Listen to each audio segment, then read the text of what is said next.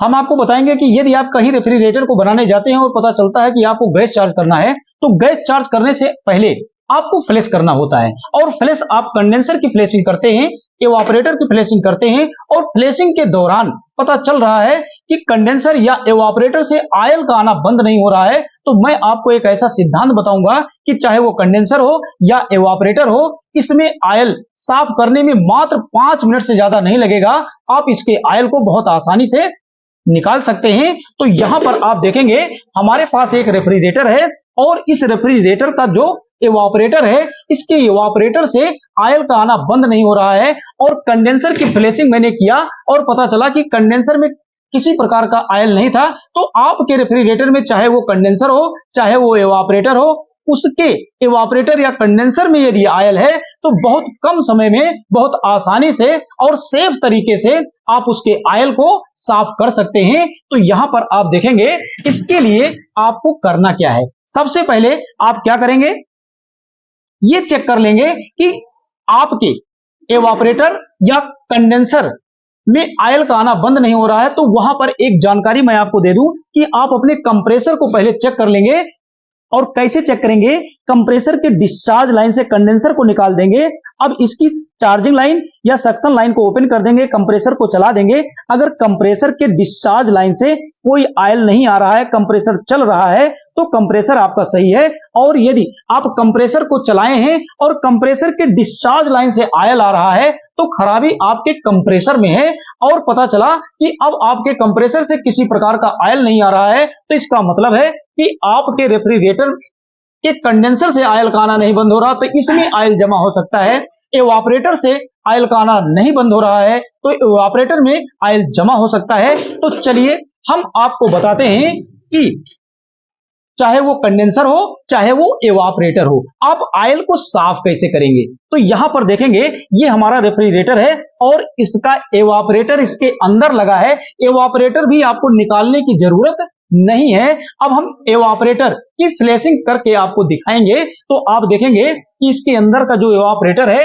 Evaporator से यहां देखेंगे ये सक्शन लाइन बाहर निकली होती है, और उसी सक्शन लाइन से देखेंगे ये कैपिलरी भी बाहर निकली है। अब ये दोनों लाइनों को आपको अलग कर लेना है। और इसके बाद यहां देखेंगे ऐसे आपको एक वैक्यूम पंप लेना है, और वैक्यूम पंप के अलावा यहां देखेंगे हमारे पास एक केमिकल है। और ये जो हमारा केमिकल है इसको आप जान लीजिए, इसको बोलते हैं सीटीसी। तो सीटीसी केमिकल के द्वारा एवापोरेटर की फ्लैशिंग कैसे किया जाता है, कंडेंसर की फ्लैशिंग कैसे किया जाता है। और ये जो सीटीसी है ये कार्बन टेट्राक्लोराइड केमिकल नहीं है, इसे पहले आप जान लीजिए ये क्या है। आइए इसको हम आपको दिखाते हैं। तो यहां पर आप देखेंगे ये जो सीटीसी है ये कमर्शियल टेक्निकल केमिकल होता है। और यहां आप देखेंगे कि स्पेशली पैकेट फॉर सर्विसिंग, थोड़ा और नजदीक से दिखा दीजिए, industries, refrigeration and engineering industries.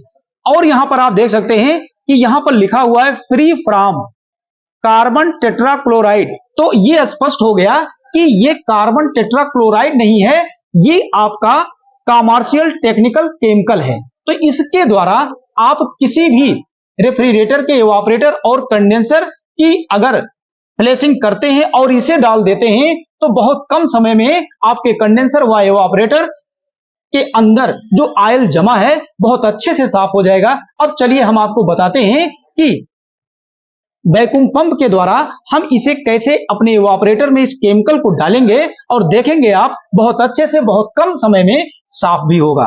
तो यहां सबसे पहले आप देख लीजिए कि ये जो हमारे एवापोरेटर की सक्शन लाइन है, इसी सक्शन लाइन से इस तरह की आप देखेंगे ऐसे आपको ये लगभग ये 3 मीटर का पाइप खरीद लेना है। इस तरह से ऐसे 3 मीटर ये पाइप हमारी है, और इस पाइप को आप देखिएगा कि जो कंप्रेसर के चार्जिंग लाइन पर आप चार्जिंग पिनवाल लगाते हैं इस तरह का ऐसे, यहां देखेंगे एक साइड में ऐसे आपको एक चार्जिंग पिनवाल लगा करके, और ये आप देखेंगे कि जो आपका गैस चूल्हा होता है वहां पर ये क्लिप आती है, उस दुकान पे ये क्लिप आपको मिल जाएगा, लगा करके इसको टाइट कर देंगे। और इसका दूसरा सिरा आप देखिएगा, दूसरा सिरा मैंने कहां पर कस दिया है, थोड़ा समय की बचत हो जाए, आप इसको पकड़ लो। तो यहां देखिएगा उसी पाइप का यहां दूसरा सिरा हमने सक्शन लाइन से डायरेक्ट टाइट कर दिया है, तो ये हो गया। अब इसके बाद आप देखिएगा आपको और क्या करना है। ये जो हमने अलग से ये पाइप लगाया है जिसमें हमने चार्जिंग पिनवाल लगा करके टाइट कर दिया है, यहीं पर आपको क्या करना है, ये जो आपके कंपाउंड गेज या प्रेशर गेज से जो चार्जिंग लाइन लगाई जाती है, इस चार्जिंग लाइन का एक सिरा आप देखिएगा यहां से ऐसे टाइट कर देना है, बिल्कुल ऐसे टाइट कर देंगे। अब इसके बाद जब ये अच्छे से टाइट हो जाता है, ऐसे इसको टाइट कर दिए, ये खूब अच्छे से आप इसको टाइट कर लेंगे, लूज नहीं होना चाहिए, ये देखिएगा। अब इसके बाद आप यहां देखेंगे कि ये हमारा वैक्यूम पंप है और इस वैक्यूम पंप से इस चार्जिंग लाइन को हमने यहां पर टाइट कर दिया है और आप भी ऐसे टाइट कर देंगे। अब ये देखिएगा कि हम वैक्यूम पंप को अगर चलाएंगे तो इस चार्जिंग लाइन से, यहां चार्जिंग लाइन से ये एयर को खींचेगा और जब चार्जिंग लाइन से एयर को खींचेगा तो पाइप से एयर को खींचेगा और जब ये पाइप से एयर को खींचेगा तो आपके सक्शन लाइन से एयर खींचेगा और जब सक्शन लाइन से एयर को खींचेगा तो सक्शन लाइन हमारी इवापोरेटर से जुड़ी है और इवापोरेटर का जो लास्ट लाइन होता है वहां से कैपिलरी जुड़ी होती है, तो कैपिलरी से भी एयर को बहुत तेजी से खींचेगा। अब यहां देखेंगे ये हमारे पास जो केमिकल है, इस केमिकल को यहां पर देखेंगे ढक्कन को मैंने निकाल लिया है और इसमें ये ऐसे डट्टी लगी होती है, इसमें आप ऐसे इसको डालेंगे तो ये होल हो जाएगा। अब ये देखेंगे इसको हमने इसमें डाल दिया है। अब हम अपने वैक्यूम पंप को ऑन करेंगे और जब हमारा वैक्यूम पंप ऑन होगा तो ये केमिकल जितना है ये सब इवापोरेटर में चला जाएगा और इवापोरेटर के अंदर जितना जमा आयल है उसको ये बहुत अच्छे से अंदर साफ कर देगा और देखेंगे जो भी कचरा होगा इस पाइप में आ जाएगा। चलिए भैया सप्लाई को ऑन करिए, यहां स्विच ऑन है। अब यहां देखेंगे वैक्यूम पंप को हम ऑन कर दिए हैं और वैक्यूम पंप भी ऑन हो गया है। अब जब वैक्यूम पंप आपका जैसे ऑन होता है तो देखेंगे ये जो कैपिलरी होती है, इस कैपिलरी से इसके अंदर जो केमिकल है देखेंगे ये धीरे धीरे जितना केमिकल है सब इवापोरेटर में चला जाएगा और थोड़ी ही देर में इवापोरेटर के अंदर जो जमा आयल होता है वो सभी आयल यहां पाइपों में आ जाएगा। तो चलिए थोड़ी देर हम इंतजार कर लेते हैं, इसके अंदर का जो जमा आयल है वो धीरे धीरे आने लगेगा और यहां आप देख सकते हैं धीरे धीरे कहीं कहीं से देखिए बूंद बूंद करके चिपक रहा है, लेकिन अभी बहुत तेजी से आना शुरू हो जाएगा। देखेंगे आधा से ज्यादा खाली भी हो गया है और तो ज्यादा समय नहीं लगेगा। तो यहां आप देख सकते हैं कि इसके इवापोरेटर में जितना केमिकल था यहां से केमिकल सब इवापोरेटर में पहुंच चुका है और वो केमिकल आप देखेंगे तो यहां पाइपों में आपको क्या पता दिखाई दे रहा होगा, यहां देखेंगे पाइपों में वो कचड़े के साथ केमिकल आ गया और यहां देखेंगे ये बोतल भी पिचक गया है, बहुत तेजी से खींच रहा है क्योंकि अब इसमें कोई केमिकल नहीं है और जितना आयल इवापोरेटर में जमा हुआ था वो सभी आयल यहां देखेंगे पाइपों में आ गया है।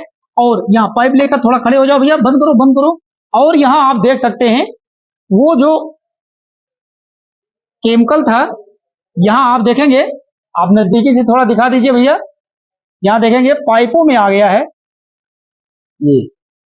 ये क्या पता आपको दिख रहा होगा, यहां देखेंगे कचड़े के साथ जितना केमिकल था यहां पाइप में आ गया। और मैंने आपसे बताया था कि ये पाइप 3 मीटर का होना चाहिए, इसलिए मैंने बताया था 3 मीटर का होना चाहिए कि जिससे ये जो केमिकल है अगर ये पाइप लंबी नहीं होगी तो वो आपका केमिकल आपके वैक्यूम पंप में चला जाएगा और यदि पाइप लंबी होगी तो वो केमिकल आकर के इस लंबी पाइप में आकर के यहां रुक जाएगा और उसके बाद जब आपको लगे कि पूरी तरह से इसका जो भी केमिकल था वो पाइपों में आ गया है, उसके बाद आप अपने वैक्यूम पंप को बंद कर देंगे और वैक्यूम पंप को बंद कर देने के बाद आपको क्या करना है, ठीक उसी प्रकार से अपने इवापोरेटर और कंडेंसर की जो लाइनें जहां से आपने कंप्रेसर में खोले थे वहां से उनको जोड़ देना है। और जैसे पहले आपने फ्लैश करना शुरू किया था कि कंप्रेसर को आप चलाए, कंप्रेसर चला, कंडेंसर को आपने फ्लैश किया, कंडेंसर जोड़ दिए, फिल्टर लगा दिए, फिर उसके बाद इवापोरेटर की जो सक्शन लाइन है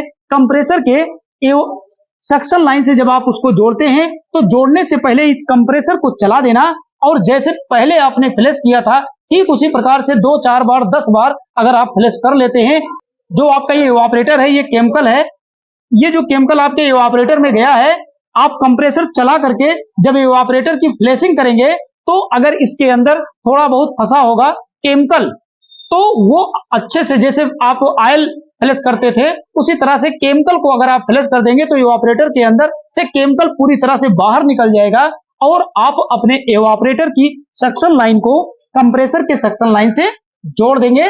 तो इस तरह से आपको केमिकल ला करके और इवापोरेटर की फ्लैशिंग करना है या कंडेंसर की फ्लैशिंग करना है, आप इसे सेफ तरीके से बहुत आसानी से इसकी फ्लैशिंग कर सकते हैं। तो मेरे ख्याल से फ्लैश करने का अर्थात कंडेंसर या इवापोरेटर में केमिकल डालकर उसे साफ करने का तरीका बहुत अच्छे से समझ में आ गया होगा। Thank you.